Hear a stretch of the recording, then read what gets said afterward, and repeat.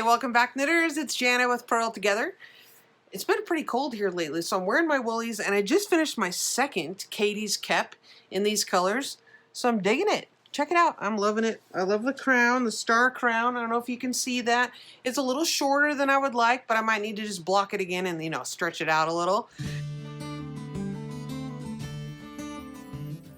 So that's cool. I'm really happy about that. Love that. The pattern is Katie's Kep. It's free on Ravelry. It was the hat pattern from the Shetland Wool Week patron this year, Wilma Malcolmson, brilliant Shetland Fair Isle designer. So I've knitted 2 of these and love it. Love it. Probably gonna knit another one in a different color. A welcome warmth for my head. It's been in the single digits a couple of days this week. So before we get started in this week's technique video, I want to give a big shout out to our newest patrons. I have a little list here because I'm forgetful. Nancy, Virginia, Liz, Hilda, and Tammy. Thanks so much for supporting the channel. I definitely appreciate your vote of confidence and your support. If you want to see what I'm offering for a small monthly pledge, head on over to patreon.com/purltogether and you can join the community over there. If you're unable to do that, that's totally fine. You can support the channel by hitting that subscribe and the thumbs up button. Hit the little bell notification symbol so you'll know when I upload a new video. And tell your friends about the channel. We're building a really fun community here, and we have lots of knit-alongs coming up this year that you won't want to miss out. Okay, so this week's technique video is all about the double decrease, and sometimes it's a central double decrease where you take 3 stitches and decrease them down to 1. So often you'll see this technique used in a lace pattern where maybe you're doing chevrons or maybe you're doing a diamond and it comes to a point, and also it's often used in Fair Isle knitting where you're decreasing for the crown. So you're going to follow whatever the pattern design tells you to do, but I want to demonstrate these techniques and show you the difference in how they look and how you may have knitter's choice and switch it up if you like one over the other a little better. Let's get started. Okay, the first thing I want to do is take a look at this little swatch that I've made, and I've just knitted this up just to illustrate the differences between the 3 types of double decreases. Now, I'm not calling them all central double decreases because I don't know that I would classify them as such, but they are double decreases, meaning that we're taking 3 stitches down to 1 and decreasing 2 stitches at a time.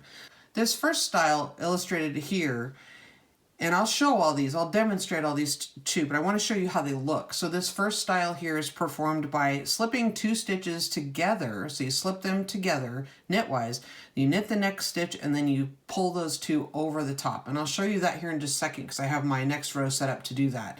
But you can see that that creates a pretty central decrease. It's not leaning either way, and it's this center stitch column here is straight up into the decrease. And so I really like, that's my favorite one. I'll tell you that right now.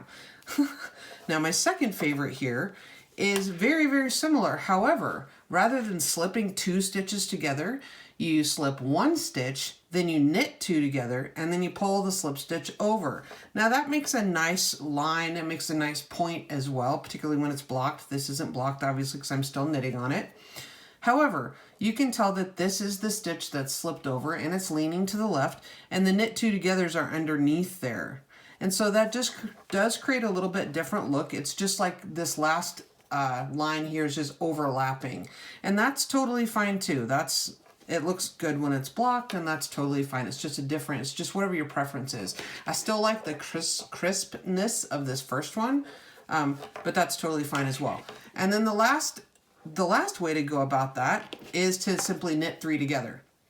This is probably my least favorite technique, only because all 3 of them are stacked up, and you can kind of really see that. But, if that's what you're most comfortable with, it's acceptable, it's fine, it's not wonky or, I'm just saying if you're going to be picky, I've done these in the order of my personal preference.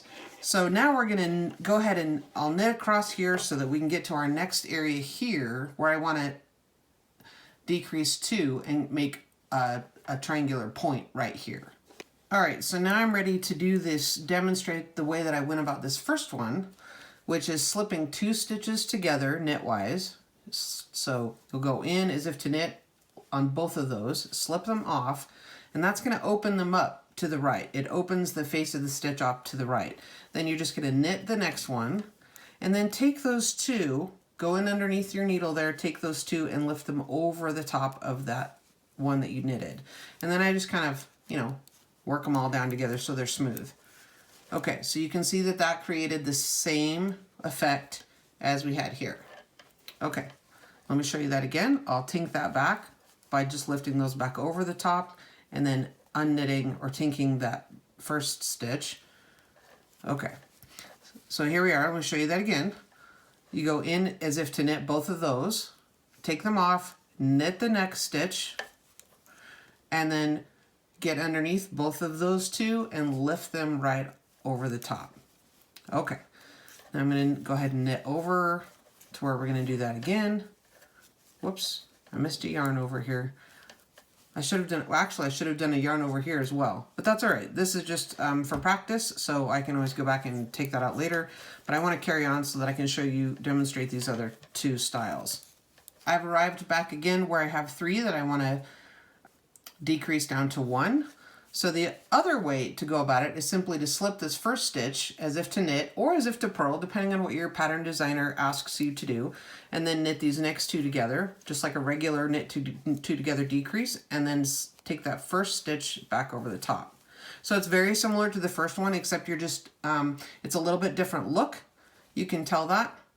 It's a little bit different just because of the order in which you're knitting 2 things together or lifting 1 or 2 stitches over the top. So you can see how to do that. I can show you that one more time. That's easy enough to take back out. Okay, so what I did here, let me put that back oriented properly. Depending on how your designer tells you, sometimes they'll say to slip as if to purl or slip as if to knit. So be mindful of that because it will create a slightly different effect. So slip that stitch off, whichever way the pattern tells you. Knit these 2 together and then slip this over the top. And then carry on. Okay, and now I'm going to take that out since in my pattern I don't have another triangle to create because I ran out of my square. So let me take that out again and I'll show you the third way, the last way, which is just really straightforward and it's just knitting 3 stitches together, which I'm sure you could figure out by yourself, but just for the sake of the complete demonstration, I'll show you. So again, this is going to feel really awkward, and so instead of knitting 2 together like you might normally do a decrease to the right, you'll knit all 3 together. Okay, and that does feel a little awkward, and you can see them all just lined up, boom, boom, boom, on there. So not my favorite effect, but it does get the job done. So leave a comment down below and let me know which one you think is the best. There are several reasons that you would do a double decrease. Lots of Fair Isle patterns, you might do that for decreasing in the crown. In this case, we're doing this as part of a lace diamond. So there's lots of reasons to learn this, and then you'll just need to, you know, figure out which one you like the best and how it works best with the rest of your particular design. All right, I hope you found that video helpful. If so, click the like and subscribe button. Head over to Patreon if you'd like to become a patron. I'd love to have you in that patron community as well as here. Keep in mind, we also have Facebook and Ravelry groups, so you're welcome to upload photos of your projects, being sure to link us to the pattern and yarn that you used, because we like details. And answer, you know, and also for pattern support, ask questions if you need to. All right. Thanks so much, and I'll see you next week.